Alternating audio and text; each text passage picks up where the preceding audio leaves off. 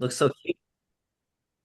Welcome everybody to the Drop Lob Pod. I'm joined by my co-host Nathan, and today we have a special guest on tap for you guys. One of my star students from the time at the USK National Campus, and one of my first students as well. So we'd like to welcome Bear Boyle to the pod. Yeah, thanks for having me. So just to give a little background for you guys, I met Bear while I was at the national campus in 2022. Like I said, he was one of my first students. Bear is a current senior in Lake Nona and a really solid tennis player, knows and has a lot of knowledge. And he also knows Nathan from his time at the national campus. Sir, I got to meet Bear just hanging out at the front desk working for a couple of years. I got to see him come in, one of our nicest customers and also a very good tennis player, as I later learned. Had the pleasure of losing to him in a casual doubles tiebreaker one time. I think I'd get him on a rematch, but he did get me there. He's I'll just solid. call me up. We'll talk more about that later. We'll talk more about that later. But great player. We're excited to learn and talk more about the junior tennis space today. We got a bunch of friends that coach and that obviously have played, but to talk to somebody that's still really currently active in the space is something we're both excited about. So yeah, you ready to answer some questions, Bear? For sure, for sure. All All right, right, Eddie, let's take start the with lead. that. Let's start with talking about junior tennis. Obviously, it's very different from other sports. It's very demanding, and there's always tournaments that are going on. We've talked about that. So, can you just talk about your experience as a junior player in terms of managing that and how you did school and, what that all looks like? So I got into tournaments really late. Started playing when I was 14. So for at least the tennis landscape, that's kind of crazy, I would say. I grew up just in more different sports, so I just wasn't really sure that's what you're supposed to do. But as terms of managing it, hasn't been really that much of a problem with school and such. Um, but I haven't played as many tournaments as I feel like I should. And I think that's because the sometimes the schedule is tough for me scheduling in. But yeah, it's been a good journey. And then what would you say in terms of playing tournaments? Like how far have you traveled for tournaments? Have you gone outside of the state of Florida? Are there a lot of tournaments to play in Florida? How does that work? And there's a lot of tournaments playing Florida. It's, every week there's something somewhere. But no, I don't travel much out of the state. Focus mostly on just using the resources here in Florida. And how often do you train a week in terms of like actual just practice, like clinic, private lessons? Like how many hours a week would you say you put into that? I would say definitely like 13 or more hours per week. It kind of varies depending on how much practice I've got set up or lessons I have that week. But yeah, 13 or more usually. Do you have a designated like off days in there, or are you training 7 days a week? I take Sunday off, so I play all 6 days except for Sunday. Yeah, good day to do a podcast instead of training Yeah, for seriously, sure. right? Put a little work on the All good. mental, have Edic fry you. But yeah, good. Let's toss it back to you, Edic. One of the biggest things that's happening right now in terms of the junior landscape is the UTR tournaments versus USTA tournaments. So just hoping that you could talk a little bit about your experience with both and if you play one more than the other, or if you found some of those tournaments are better run than the other. That's a great question. I've always preferred UTR tournaments. Mainly for the reason that I could always get into them and I could play very, very high level players. And I didn't really have any U.S. points. Like I said, I got into it late. So I feel like UTR tournaments have always been more inclusive and I actually run a little bit better, in my opinion. Right. Yeah, I had the same experience. Often the UTR is they have like men's open. So I actually remember a tournament where Bear and we didn't play together, but we were at the same Yeah, tournament yeah. Tarpon and Springs he was playing against, yeah, Tarpon Springs. He was playing against a 13 UTR or something crazy. And I was, killed me. yeah, no. I was playing against like a former Vanderbilt player. So, talk about maybe the difficulty though, because it's an open draw, you can get someone who's like a 13 UTR and like, dealing with that and sort of like the luck of the draw type of thing. I always really liked that because I felt like it was like an opportunity to challenge myself and just play my best tennis. So I always prefer that to say just going to a tournament and thinking it would be a cakewalk or something like that. A second that. I also prefer UTR tournaments for the same reason. I always hope I draw the one seed because it's definitely the type of player that probably wouldn't just agree to go hit with you in practice for fun. The type of player that you can play against, and it really tests your level and shows you like what that next level looks like. If you're, I think Bear has a great mentality. I think we all, I mean, Edic, for backstory for everybody watching the pod, Edic has once called me a mental midget back in the day, but I think he could agree with me that Wow. my mentality in Well, terms of athletics has grown a little bit since then. But I always like to challenge myself playing against the best possible player I can and really try to see what it is that they do better than me to maintain a higher level and like maybe things I can improve. Like obviously I'm not going to reach their level tomorrow, but it's definitely interesting to see like where the difference is between a 7 and a 13 UTR. Obviously it's going to be massive, but yeah, I think those opportunities are great. I definitely agree with Bear there. What would you say, Bear, is the hardest part about being a junior player? Is it the demands of playing a lot of tournaments? Is it that you have to put in a ton of work, in terms of hours on court? What would you say was something that was a struggle for you? I know you're very good at everything, but what was I something? appreciate that. No, I think it's for me is scheduling my practices because I don't play at a specific place anymore. Like I used to play at the USDA, which was then a lot easier because I would just have my set day. I would come do a lesson with Edic, but now it's I have to text people and get things set up. So that's I would say that's the most difficult part is scheduling things, but I am figuring it out. I think that's a really good answer, especially for me. I can relate to that because nowadays I'm just trying to hit with people, but managing work and school. I've been trying to call this guy and he won't call me back. We're trying to play next weekend. So I can attest to that. It's very difficult. So I could definitely see how that is a challenge. When you play with your friends, how do you structure your practices right now since sometimes I'm sure you're playing without a coach there? Yeah, so mostly we just I mean, it's kind of mostly unstructured play, like we'll just hit down the middle and then play some points. So I'm working on trying to maybe get like a full plan together about what I need to work on in the coming months. But right now, it's kind of just go out there and do whatever we think is best or whatever we need to work on in that specific moment. I like it. I like it. So one of the fun parts about when we were doing lessons is your dad, who's I would say a pretty famous swimming coach and ex college star. He was always there on your journey, and you see a lot of professional tennis players who have had parents in other sports that were ex professional athletes and were their coaches. So can you talk a little bit about that dynamic and how? Maybe you manage expectations with a parent that was so successful and how that has maybe helped you as well.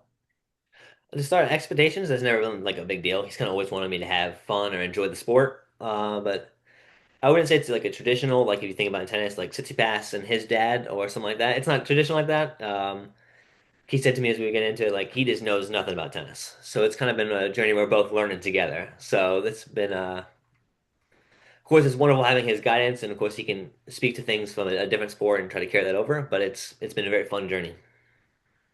I love it. I'm actually, I'm going to take a step backwards on that. What did get you into tennis? Like you said, you didn't get into it until 14. Like what made you, and obviously now you're 17 or 18? How old are you right now?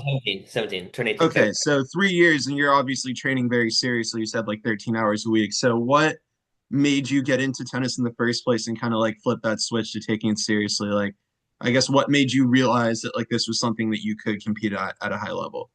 I just kind of I took to it. So when I lived in Virginia, so I played before 14, but 14 is when I like took it seriously. I was like, oh, I'm gonna start playing tournaments and focus up. But when I lived in Virginia before I lived in Florida, and I just someone that was at my local club. My dad was like, hey, do you want to play some sports? He didn't want me to play football because he didn't want me to break my head open. So just happened into tennis. It's funny because often swimming and tennis are like very opposite in terms of the Oh, for skill sure, yeah. sets, um, but yeah, so that's all I got from that. But it's great that you've gotten that seriously into it, and you are a senior right now, correct? Yes, senior. Are you looking to continue playing into college? Or are you looking to kind of focus on academics first, and then if there's an opportunity for tennis there, you'll pursue that as well? That's a good question. I'm planning on continuing to play tennis, but not necessarily in college. First, I want to do online college and then pursue maybe playing pro for a while. And I'll give that like 2 years, see how that's working out. And then if that's not working out, I'd like to go get a master's or maybe even a PhD in something. Okay. So you're focusing still somewhat on like the academics first, and then if Of the course. tennis like comes Yes. around. Yeah. But you plan on just keeping the same schedule for training during that time? Yes. Same schedule. Maybe it changed a little bit because I imagine when I get into college, the studying will be a little bit more rigorous. So we'll Eh, see how it goes. as two guys that have gone through college, I could say it might actually be less time consuming depending Okay. on where Sweet. you put your focus and how I know Lake Nona's got a pretty good high school over there, so sometimes those high schools will work you pretty hard. But is there a goal like UTR that you want to get to specifically where you would maybe like lock in even more and like take this focus on tennis more seriously? No, not in a particular UTR. I don't really worry about that because my dad's always found that that is not something I need to focus on. Just focus on my game and playing. So I don't really focus on UTR, but I think I'd like to play well in some pro tournaments by the end of this year. Maybe have a good result and maybe get into a few. Okay, and for the people that are listening, sorry, Edek, I'll let you get those questions in a second. What would you call a pro tournament? Like, what pro tournament specifically are you looking at? Like, what under what organization and like what level? And And like, so an ITF Futures tournament would be what I'm okay, looking into. And then maybe a pro circuit UTR tournament here and there, which I believe you have to be an 11 and a half and above to play in. yeah, yeah. I was also interested as a pipe dream and somewhat in getting into that someday. Anyway, go ahead, Coach Edek. No, I was just gonna talk. I wanted Bear to expand a little bit more on that discussion of the UTR in terms of like I know that that was a focus when me and you were working together because when you're in an academy setting, it's very difficult to not think about it because basically all of the junior Yeah. players are talking about the UTR and what's your rating, et cetera, et cetera. So how do you sort of like compartmentalize that and then still go out there and play good tennis? Because I know for myself, I've had trouble in the past doing that. So yeah, how do you do that? In the past, like I said, when I was working with you, it used to really bother me having like your UTR be kind of defining you and not you as a person, as that used to really bother me. As I kind of moved away from the academy and got to do things with more of my friends, and it actually made me enjoy the sport more, felt more freeing. So I think moving away from that has been very impactful to my journey. Yeah, that's a good point. It's so hard because nowadays it's like you're defined by a number and you're so much more than that. You've had victories over 10s or 11s, but maybe you've had losses and then your rating doesn't really reflect where you think you are. And then, working on that mental switch is difficult. So we definitely commend you on that. Just curious if you have any tips for junior players who might be a little bit younger than you. I know your brother was trying to be as good as you once. I heard he's doing some other stuff now, Yeah, but yeah. do you have any, advice for young players that are coming up? I always say because I have a friend I just met too. Don't worry about the UTRs and the of the world, that kind of the things. Just play your tennis and keep on going. I love that. Do you look, talking about UTR, if you get a draw, number one Yeah. question, do you look at the draw before you play a tournament? I do look at the draw before I try to play a tournament. Do you look at the player that you're playing and his rating and, et cetera, the past? Yes, because it's kind of like a habit for me. Like I always used to do that, so I kind of can't really get out of the mode of doing that. But it's not if I see like someone's like a 10, I'm not like, oh, this guy's a 10, so he's gonna kill me or he's not gonna beat me. Like I don't really worry about that. It kind of just helps you get like an idea. Yeah, I think that's always a fun question because I know there's some pros that don't look at the draw at all, and Yeah. there's some people that like really dive deep into, where they're playing. I think it's helpful to look at what I'm doing now is I just look at my first round. I just find my name, search my name, just look at the first round because if I start thinking ahead, then I can, it's hard for me to focus on what I have at hand. But that was like always an interesting dynamic. So yeah. I'd say last question for me is, would you do anything different if you had a chance to do juniors again? Would you start earlier, or are you just happy with, how everything ended up? I'm really happy with how everything ended up, and I don't think it should happen any other way. It kind of turned out the way I think was best for me. So I'm excited to keep on this path. Yeah, that's awesome. And also the thing about starting later is you can continue with the enjoyment into your 20s. I mean, I'm at this stage right now where I've seen a ton of people that I started playing tennis with, when we were 10 or 12, and they're completely burned out. They don't even play anymore. So I think that taking it a little bit slower, even if you are playing at 10 years old, but not playing as many tournaments and sort of pacing yourself so you can keep the love for the game is super important. So that's exciting. We're excited to see what you do in the future. Nathan, you got any other questions for our special guest? Oh yeah, I got one for both of you guys. As two guys that have trained a lot more seriously than I have, what would you guys say is like the most important thing that you have done to avoid burnout? Because you guys have both kind of mentioned that you've somewhat managed to avoid that so far. Obviously, Eric is slightly more elderly gentleman comparatively, but Barry, even you at the young age, 17, like, that you play more with your friends now maybe than at the academy, like is that something that you did more so just from circumstance of like what was available to you, or you think that was something because you were kind of maybe starting to get a little burnt out and just wanted to have more fun with training? I started to cut you off. It was circumstance, but it was available to me, but it kind of just really worked out for me. Like it was kind of the best thing that could happen to me. That's good. You think it maybe helped you find more enjoyment for the game or like a different type of enjoyment for what you were doing? Like, or I you, think it it's allowed me just to take more ownership of what I was doing and kind of maybe control my destiny a little bit more, which also makes you feel a little better and like in control of things. So I think that was very helpful. That's a very interesting point. What about you, Eric? What's been the number one thing? I mean, you love the grind probably more than almost anyone I know. So this might not be the best question for you because I think you and I are opposites. Like everything burns me out. I don't know if anything does, but if anything doesn't burn you out, like what's helped you avoid that burnout and keep your passion? Yeah, I think that when you get to a certain level, it's hard to make major improvements. Like let's say you get to I mean, I think my highest was a 10.5.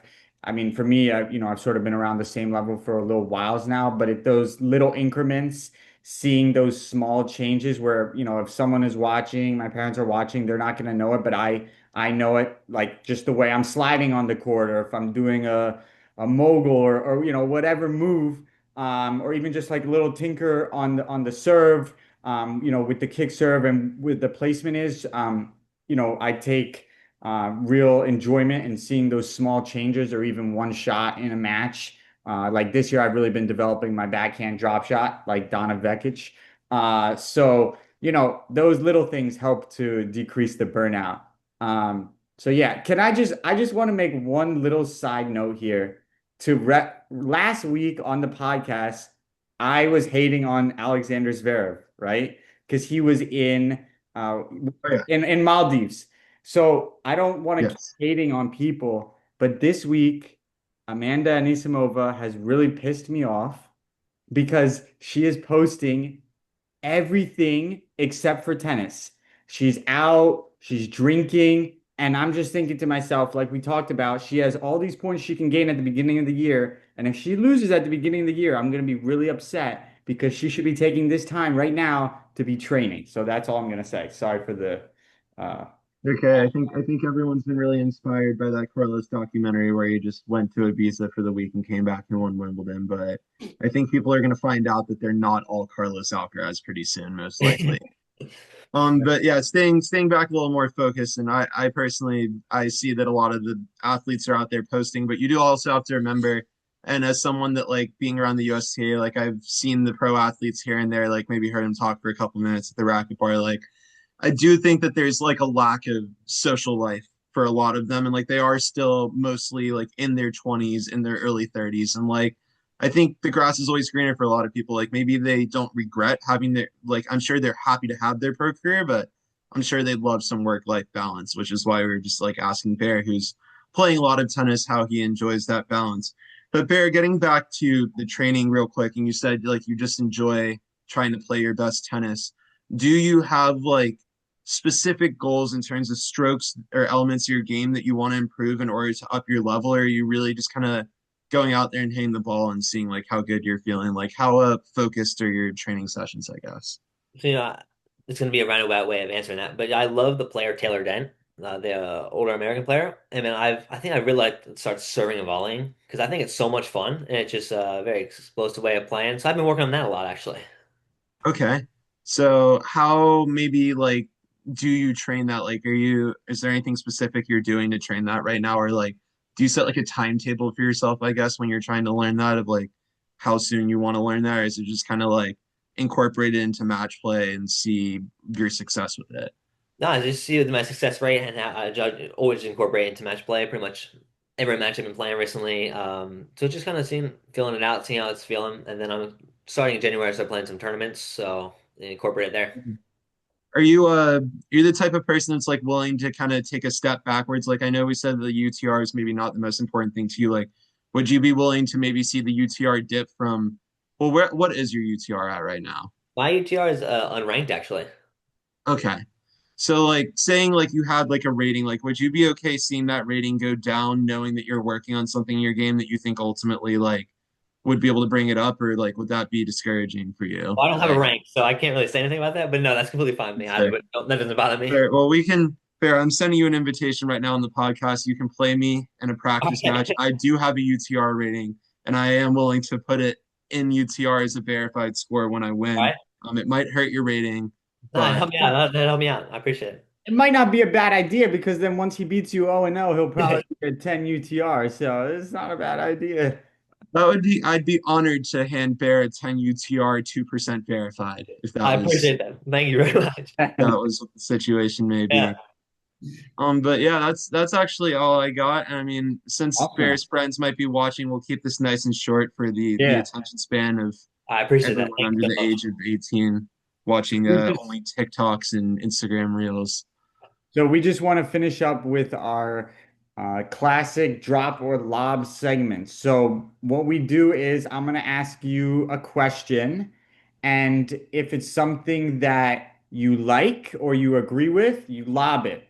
Okay? If you don't agree with it, you drop it, meaning you don't like it. You're not going to take it. You All got right. it? Yeah. All right. So first Simple. question, drop or lob? Nick Kyrgios is the most overrated player of this era. Drop. You can't be saying that. Okay. I think he could be number one in the world. Ex Okay, but who would be the most overrated player then of this era for you? Ooh. Um, I would say Zverev. Good Yeah. answer, That's, Bear. yeah. Yeah. Good answer. Yeah, I really. The I'm student, not a Zverev fan. the I love students listen to his coach. What about him would you say makes him overrated? Like, would you just don't think that he deserves like that ranking? Like, you don't think that his talent matches up to like those directly above him, or like, is there I something think specific about him? I mean, he deserves the ranking, of course, because he's winning the tournaments and the points. But I always see him in draws, and I'm like, oh, he's the third seed, second seed. I'm like, that doesn't feel right to me though. Like Zverev doesn't feel like a second or a third seed. It just doesn't feel like a threat to you, like just the Oh mentality. yeah. If I see him like playing Fair. Alcaraz, I'm like, oh, Alcaraz is gonna win like 2-2. Can you That's fair. tell? Can you tell Nathan that this is one of my students? This guy is just so I didn't even smart. know you hated on Zverev. I didn't even know. So Yeah, I can smart. tell you've been brainwashing him from a young age, Eddie. Yeah. You did a great All right. job. Next question. And these are just we're having fun here, right? Drop or lob? Ted Lasso is the greatest show of all time. Oof, you got to lob, okay? It's so peak. I Oh love it. no. Good answer. One time I don't read the dropper log, I see there's a connection going on here. I haven't seen Ted Lasso. Oh, Whoa. good. Listen, Whoa. I don't watch TV shows. Bear knows that, but even Bear got me to watch Ted Lasso, and I'll say that it's one of the best. I So like Jason Sudeikis, but I just never watched Ted Lasso. Seemed like a big commitment. I don't know if it'd be right up my alley, but Come we'll on have now. to see. I mean, I'm not giving it too much positive right now, but maybe you guys will get me to watch a couple episodes. We'll see. all right, drop or lob, Bear. Back to tennis. There should be no tiebreakers played in tennis.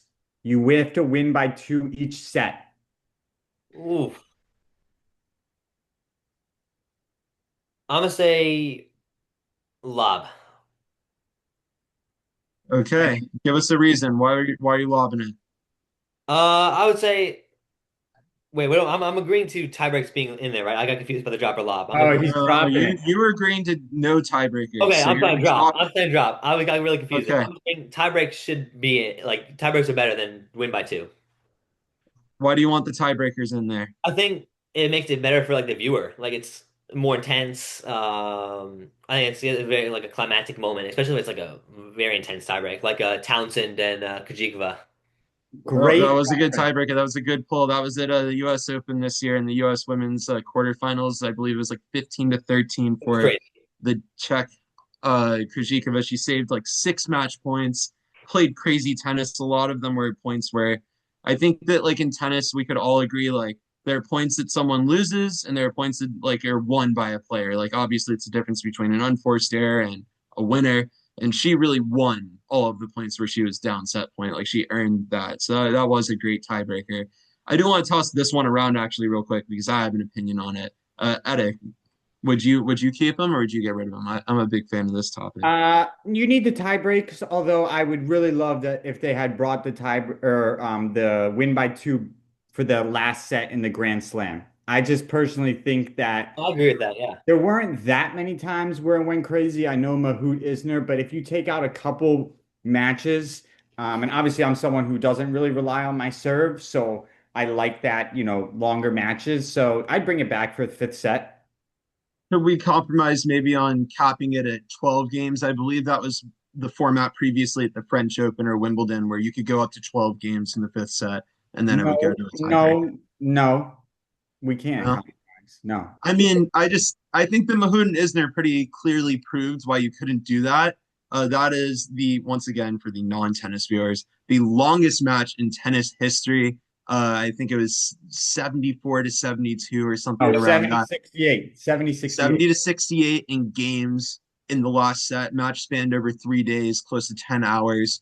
And afterwards, both players were absolutely dead. John Isner, the American, known for having one of the best serves, if not the best serve of all time, prevailed and then proceeded to lose like 6-0, 6-1, 6-2 in the next round. Took the worst loss of his career because he couldn't physically move. And I just don't think that tennis could take that risk, A, from just allowing that to happen to maybe one of their better players and having them get injured, or just be like just having like you don't want, God forbid, and I highly doubt it would happen, Yannick Sinner going to like that fifth set tiebreaker against John Isner, goes to 30-28, and then he comes out and drops dead in the second round. Tennis would be in a whole lot of trouble right there. If Not something gonna like that happen happened. though. He would never be in a fifth set tiebreaker against a big server. He would take That's care. not realistic, I don't think. Yeah. So, We live in hypotheticals. If doesn't exist though, said Nadal. Anyway, you got any more drop or lob for Bear? two more quick ones on the same topic. Drop or lob the first week of Grand Slam. So let's say up until the round of 16, it should be best two out of three sets for the men. I think lob. I like that. I like that a lot, actually. Interesting. Yeah, I like the faster matches, and I feel like too like think about like someone like older, maybe like Federer could still be playing if they were all shorter sets. You know what I'm saying? So you can have people like playing until much older ages. Wow. I haven't heard that argument. Very smart, this guy. I could see that. Yeah. I'm sorry. I know it's not my drop or lob segment, but you came with such good questions today. I just have to drop my 2 cents in there. But yeah, I think like obviously in baseball, the first rounds are like one game and then it's best of five and then it's best of seven. Like basketball, they used to have a shorter series for the first round. So yeah, I definitely could see some validity in having those shorter first rounds. I think once again with tennis, there's playing it safe in terms of the governing bodies. It's for revenue. It's more likely that the top players won't suffer some unexpected upset. Uh, a great player like an Alexander Zverev, for example, that could fall out in maybe 3 sets. But instead, in 5 sets, it's not like he's going to lose like Arthur Rinderknecht or something, like he's Oh, safe. I don't know. Rinderknecht is playing real well. Yeah, he Doing really lost him at well. Wimbledon this year. He lost him at Wimbledon this year. It's just I'm just making a joke, but yeah, like they're keeping it's what they said. They're keeping Alcaraz and center safe. They're making sure that no Fabio Fognini is coming in and just beating Alcaraz. That actually, I think he would have taken him out technically this year. Both. That was the Yeah. format.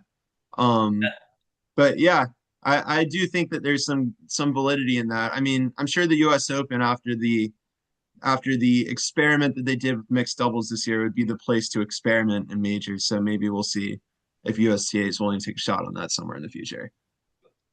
All right. Last question, and be careful the way you answer it. Drop or lob, Jalen Hurts is better than Baker Mayfield. Drop. Incorrect. Baker is top three in the league. How do you do today, Bear? Okay, not great today. Okay, no, we're gonna bounce back. We're gonna bounce back. All right, that's just a little I'm fun gonna just question. drop both of them and take Jackson Dart, and I'll close the computer on Whoa. that. Okay. I honestly, I'm real. Jackson. I'm not a fan of Jackson Dart. Well, I don't maybe I'm not a know. fan of Bear Boyle then. Fair enough. Fair enough. Hey, Hey, fair enough. I'm just kidding. I'm a fan, Bear. I'm a fan. You've done a great job today. Quick shout out to my buddy David Zaversky, whose picture is hanging out right behind me for him and his dad letting me use the office in their house to film the podcast today. Um, Big shout out to Bear Boyle, a big Thanks, former guys. USTA guest, for coming on and giving us some insight into the junior tennis space. Always a pleasure to have you around, Bear. And Edic, I guess you're all right as well. You did your best, and that's what matters. Yeah, thank Um, you so much, Bear. We appreciate you, and we'll see everybody next week. Thank you, for guys. episode number 9 of the Drop Lob Pod. All right.